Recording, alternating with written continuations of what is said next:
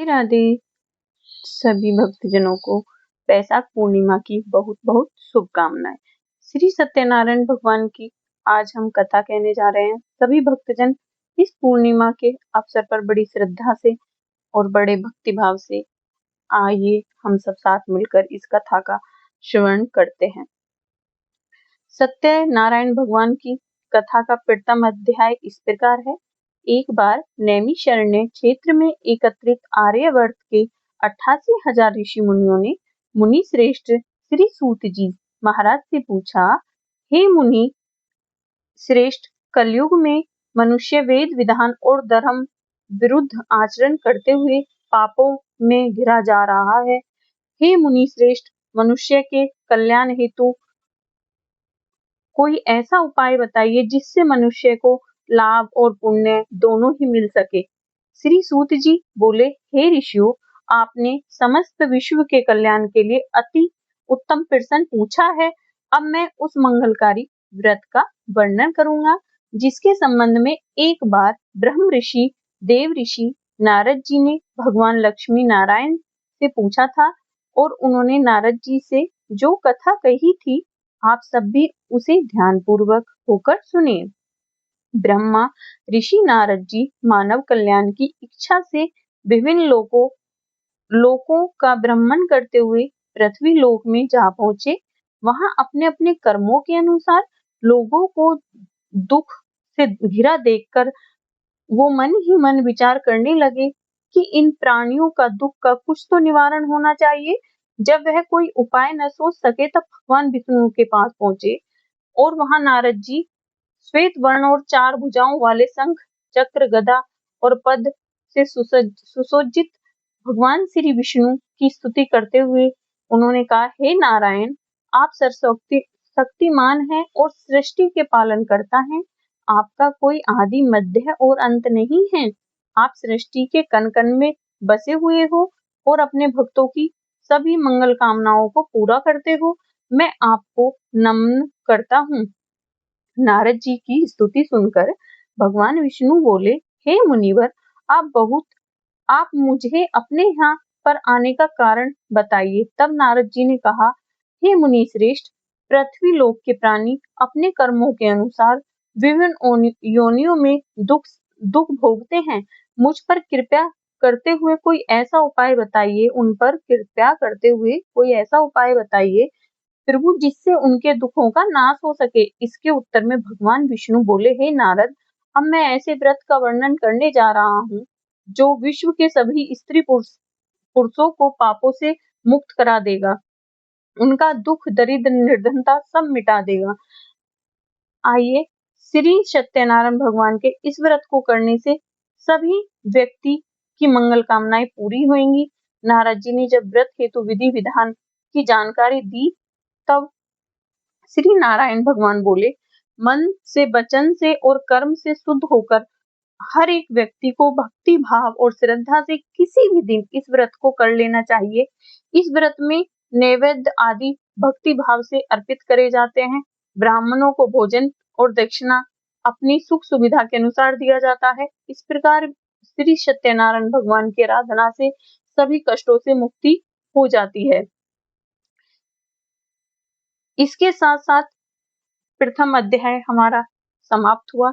सभी प्रेम से बोलिए श्री सत्यनारायण भगवान की जय। श्री सूत जी बोले, हे ऋषि मुनियों, अब मैं आपसे उस निर्धन ब्राह्मण की कथा सुना रहा हूँ जिसने श्री सत्यनारायण भगवान का व्रत कर कर अपनी निर्धनता को दूर किया।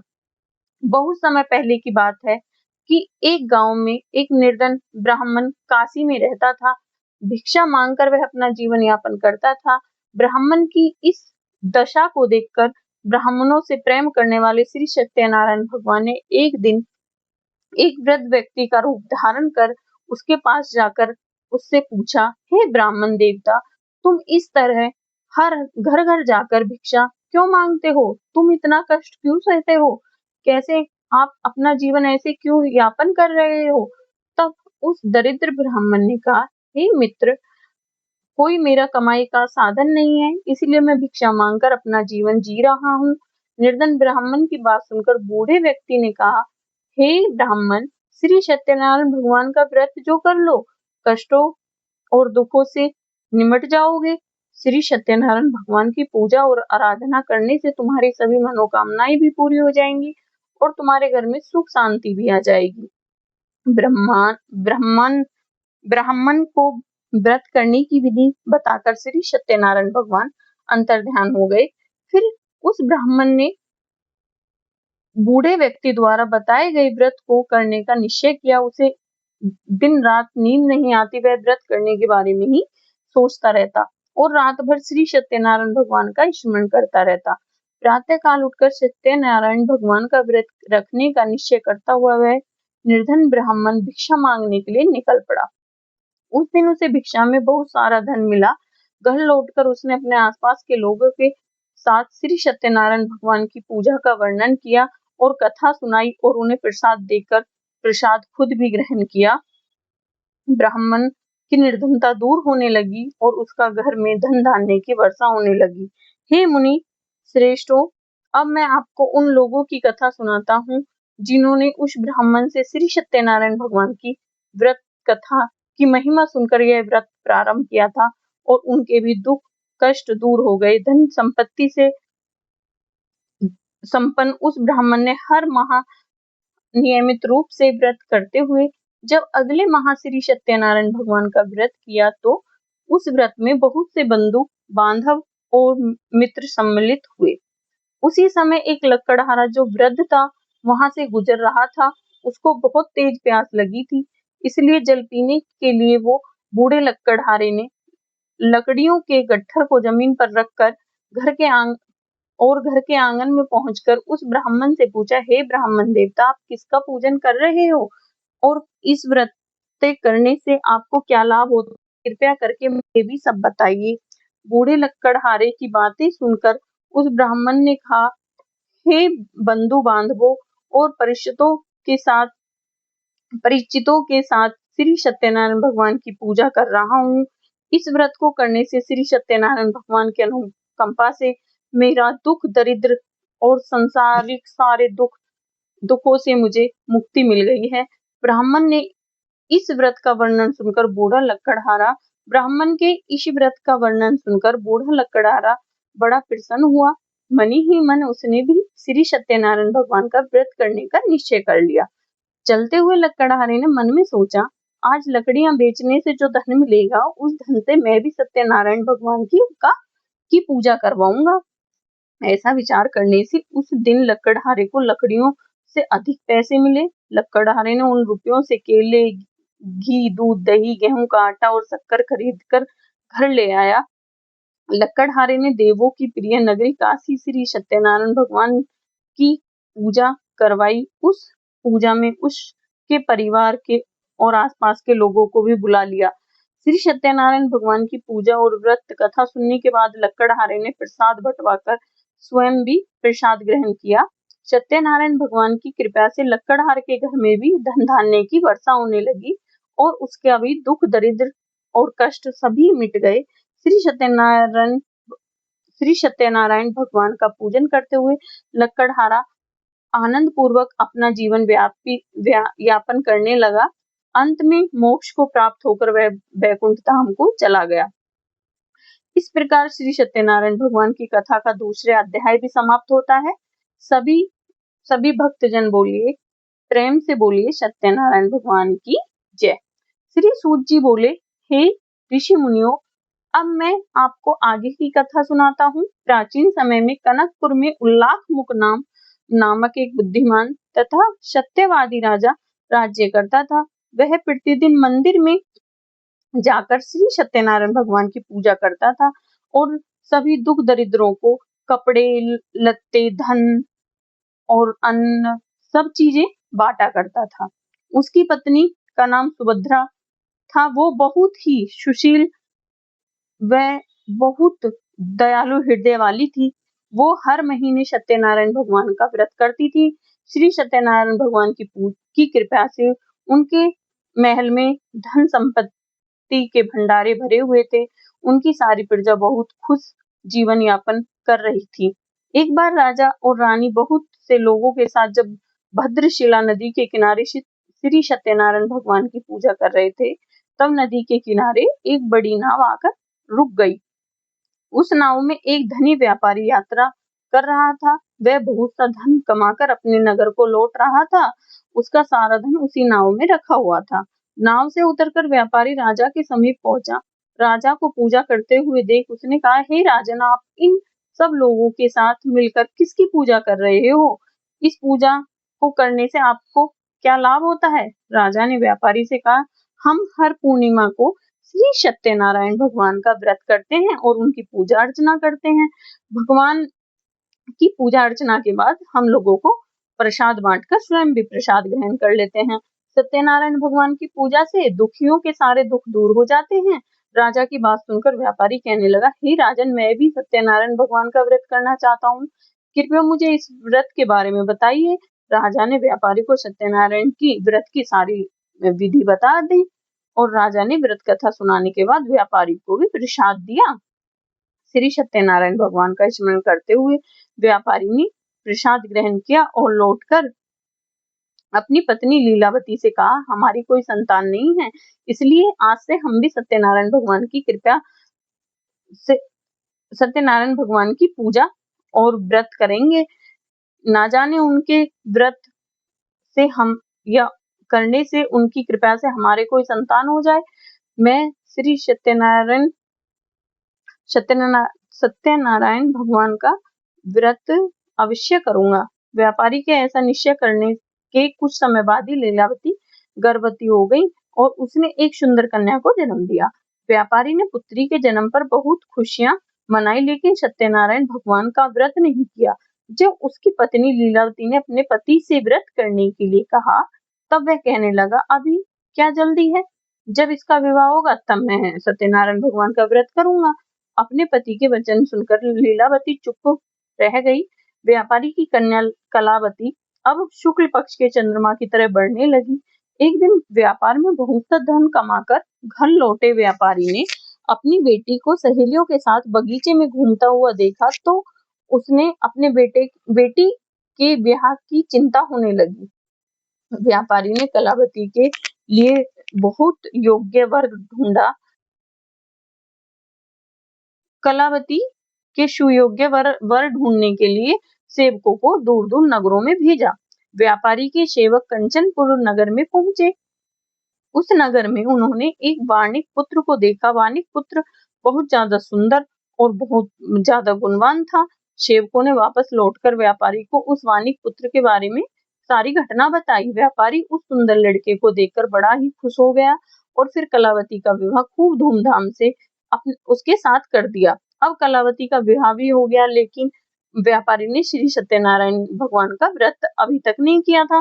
तब लीलावती ने अपने पति को दोबारा से याद दिलाया, नाथ, आपने कलावती के विवाह के बाद श्री सत्यनारायण भगवान का व्रत करने का निश्चय किया था, अब तो आपको व्रत कर लेना चाहिए। पत्नी की बात सुनकर व्यापारी ने कहा, अभी तो मैं अपने दामाद के साथ व्यापार करने के लिए जा रहा हूँ। व्यापार से लौटने के बाद श्री सत्यनारायण भगवान की कथा और व्रत करूंगा। यह कहकर व्यापारी चला गया। व्यापारी ने कई नावों में अपना सामान भरा और अपने दामाद और अपने सेवकों के साथ व्यापार करने के लिए निकल पड़ा। उस व्यापारी द्वारा बार बार व्रत का निश्चय करने और फिर व्रत न करने से श्री सत्यनारायण भगवान क्रोधित हो गए और उन्होंने व्यापारी को दंड देने का निश्चय किया। उधर व्यापारी अपने दामाद के साथ रतनसारपुर नगरी में पहुंचकर व्यापार करने लगा। एक दिन कुछ चोर महल में चोरी करके भाग रहे थे। राजा के सैनिक उनका पीछा कर रहे थे। भागते हुए चोरों ने सैनिकों से बचने के लिए चोरी का सारा धन अवसर पाकर व्यापारी की नावों में छिपा दिया। उधर चोरों का पीछा करते करते सैनिक व्यापारी के पास भी पहुंचे और जब उन्होंने व्यापारी की नावों की तलाशी ली तो उन्हें नावों में राजा का चोरी किया हुआ बहुत सा धन मिला। तब सैनिक व्यापारी और उसके दामाद को बंदी बनाकर राजा के पास ले गए। राजा ने उन दोनों को बंदी गृह में डाल दिया और उनका सारा धन भी ले लिया। श्री सत्यनारायण भगवान के इस प्रकोप से उधर लीलावती भी मुसीबतों का पहाड़ टूट पड़ा। उसके घर में भी चोरी हो गई और सारा धन लुट गया। अब तो घर में खाने के लिए अन्न भी नहीं बचा। भूख प्यास से व्याकुल होकर व्यापारी की बेटी कलावती एक ब्राह्मण के घर पर गई। उस ब्राह्मण के घर में उस दिन सत्यनारायण भगवान का व्रत और कथा हो रही थी। उसने भी बैठकर वहां पर व्रत कथा सुनी और प्रसाद लिया। घर लौटकर कलावती ने अपनी माँ लीलावती को सारी बात बताई। कलावती से श्री सत्यनारायण भगवान की व्रत कथा की बात सुनकर लीलावती ने भी व्रत करने का निर्णय लिया। अगले दिन लीलावती ने अपने परिवार और आसपास के लोगों के साथ श्री सत्यनारायण भगवान की पूजा की, व्रत किया और सभी को पूजा के बाद प्रसाद बांटकर खुद भी प्रसाद ग्रहण कर लिया। लीलावती ने अपने पति और दामाद की घर लौट आने की मनोकामना से श्री सत्यनारायण भगवान का व्रत किया था। लीलावती की विधि पूर्वक व्रत करने और प्रसाद ग्रहण करने से श्री सत्यनारायण भगवान ने प्रसन्न होकर उनकी मनोकामना पूरी की। उधर राजा चंद्रकेतु को स्वप्न में दर्शन देकर भगवान ने कहा, हे राजन, व्यापारी और उसका दामाद बिल्कुल निर्दोष है। सुबह उठते ही दोनों को मुक्त कर देना, उन दोनों का सारा धन भी लौटा देना। अगर तुमने ऐसा नहीं किया तो मैं तुम्हारा सारा धन वैभव सब नष्ट कर दूंगा। इतना कहकर श्री सत्यनारायण भगवान अंतर्ध्यान हो गए। प्रातः काल होते ही राजा चंद्रकेतु ने अपने मंत्रियों और राज्य ज्योतिषों को राज के स्वप्न के बारे में बताया तो सबने व्यापारी और उसके दामाद को छोड़ देने के लिए कहा। राजा चंद्रकेतु ने तुरंत उस व्यापारी को और उसके दामाद को छोड़ दिया, उनका सारा धन भी वापस कर दिया। इस प्रकार श्री सत्यनारायण भगवान की कृपया से व्यापारी और उसका दामाद दोनों खुशी खुशी अपने घर पहुंच गए। इस प्रकार श्री सत्यनारायण भगवान की कथा का तीसरा अध्याय समाप्त हुआ। श्री सूत जी बोले, उस व्यापारी ने अपने दामाद के साथ शुभ मुहूर्त में नावों द्वारा रत्नाशरपुर से प्रस्थान किया। लंबी यात्रा के बाद व्यापारी ने एक नगर के किनारे नावों को रोककर भोजन किया और फिर वे दोनों विश्राम करने लगे। तब श्री सत्यनारायण भगवान साधु के रूप में व्यापारी के पास पहुंचे और पूछा, हे वाणिक, तेरी नावों में क्या लदा हुआ है? व्यापारी ने सोचा, दंडी साधु अवश्य ही कुछ मांगने की इच्छा से मेरे सामान के बारे में पूछ रहा है। यह सोचकर व्यापारी ने झूठ बोल दिया। कहा, हे दंडी, मेरी नावों में तो बेल और पत्र भरे हुए हैं। व्यापारी के झूठे वचन सुनकर श्री सत्यनारायण भगवान को गुस्सा आ गया और वो बोले, वैश्य, जो तुमने कहा है वो ही सत्य है। ऐसा कहकर भगवान कुछ दूर जाकर अंतर्ध्यान हो गए।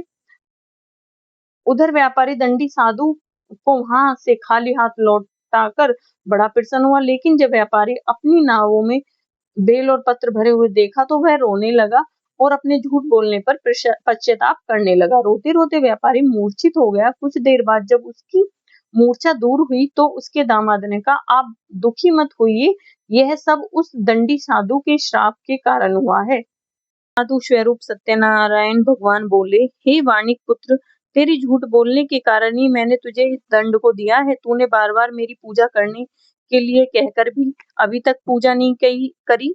तब व्यापारी हाथ जोड़कर कहने लगा, भगवान, आप तो दीन दुखियों के कष्ट दूर करने वाले हो, मेरी इस गलती को क्षमा करो।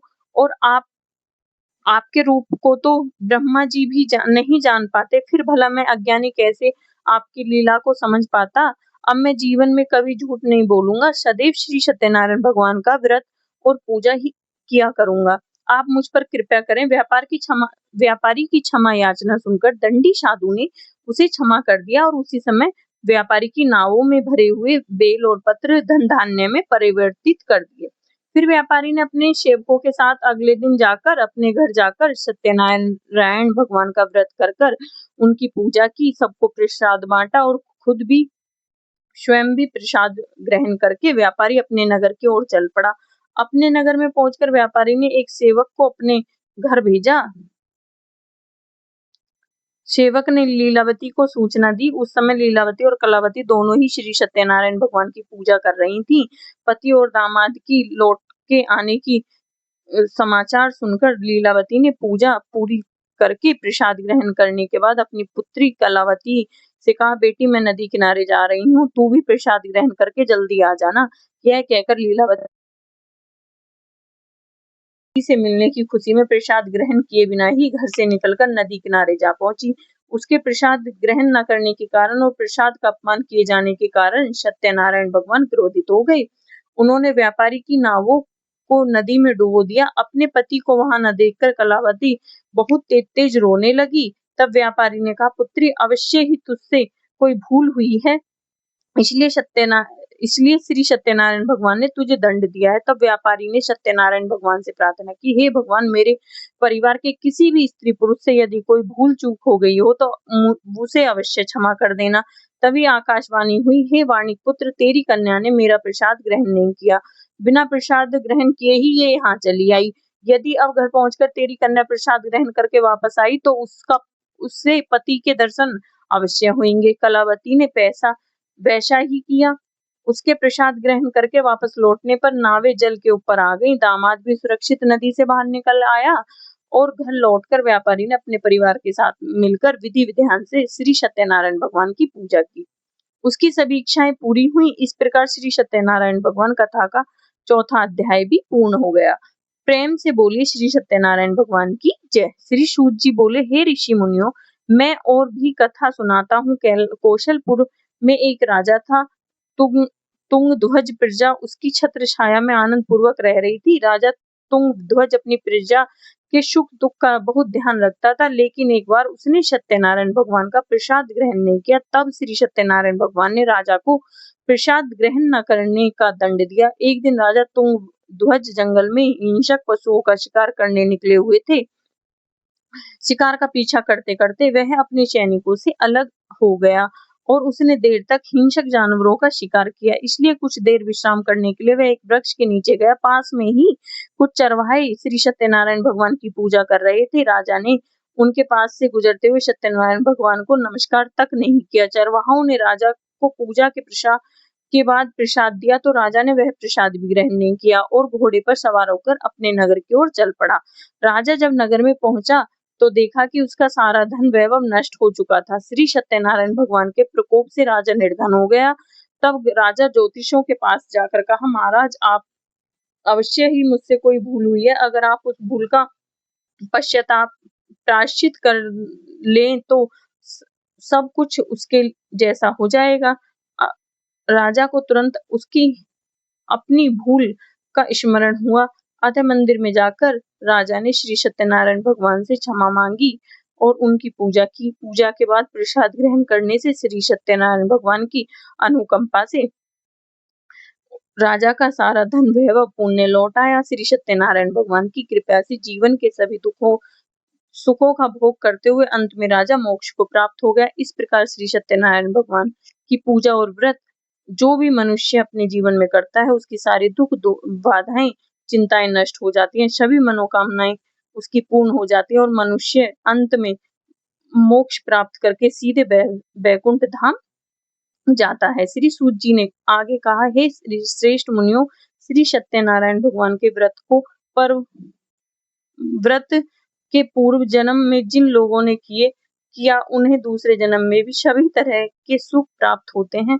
वृद्ध सतानंद ब्राह्मण ने पूर्व जन्म में भगवान सत्यनारायण का विधिवत व्रत किया। तब वे दूसरे जन्म में सुदामा के रूप में भगवान की पूजा करते हुए अंत में मोक्ष को प्राप्त कर वैकुंठ धाम को चले गए। उल्का मुख राजा अपने अगले जन्म में राजा दशरथ के रूप में मोक्ष को प्राप्त करके वैकुंठ को गए। व्यापारी ने मोरध्वज के रूप में जन्म लिया और अपने पुत्र को आरे से चीरकर भगवान की कृपा से वैकुंठ को प्राप्त हुए। राजा तुंगध्वज अपने अगले जन्म में मनु के रूप में जन्म लेकर सत्कर्म करते हुए मोक्ष को प्राप्त कर वैकुंठ लोक को चले गए। हे ऋषि मुनियों, जो श्री सत्यनारायण भगवान का व्रत और पूजन मनुष्य को सभी चिंताओं से मुक्त कर देता है, अंत में मोक्ष प्रदान करता है। इस प्रकार श्रद्धा और भक्ति के साथ जो भी भक्त भगवान श्री सत्यनारायण की इस पावन कथा का श्रवण करता है, उसके जीवन के समस्त कष्ट, दुख, बाधाएं सभी समाप्त हो जाती हैं। उसके घर में सुख, शांति और समृद्धि, मंगल कामना सारी पूरी होती हैं और मन में सदा आनंद और संतोष बना रहता है।